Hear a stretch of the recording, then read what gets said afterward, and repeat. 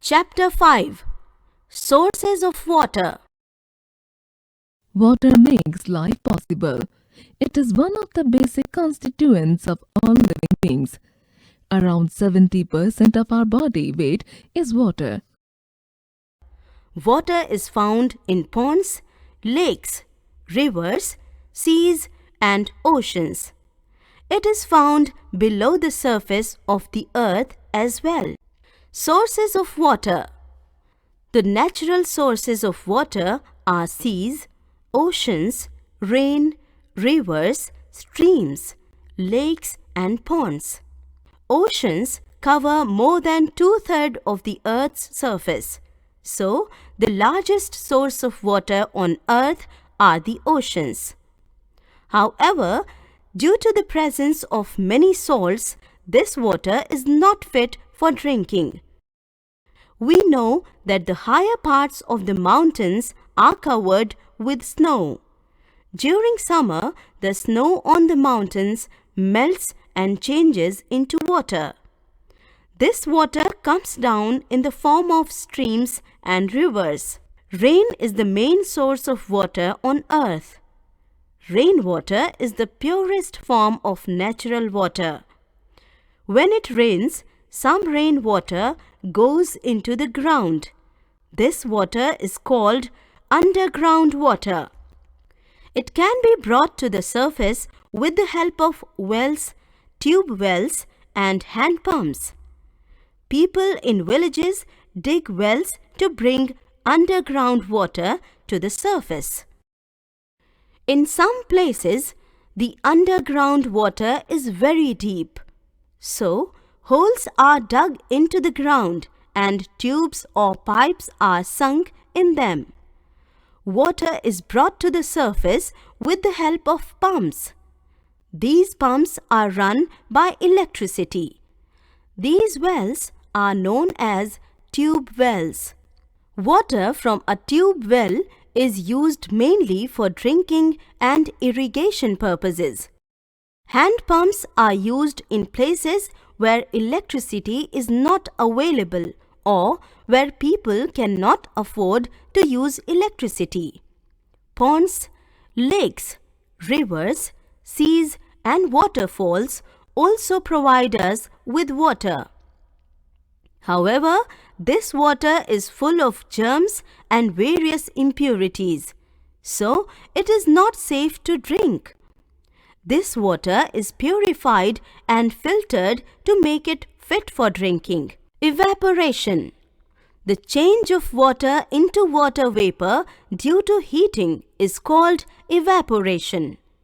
There are many factors that affect the process of evaporation. Factors affecting evaporation. 1. Water evaporates faster when the weather is windy.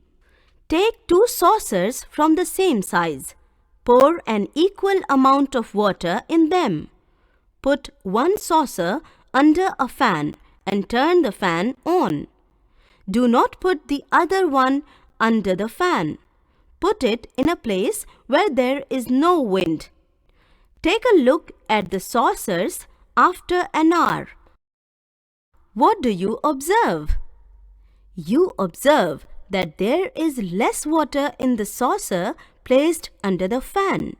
This means that more water has evaporated from the saucer placed under the fan.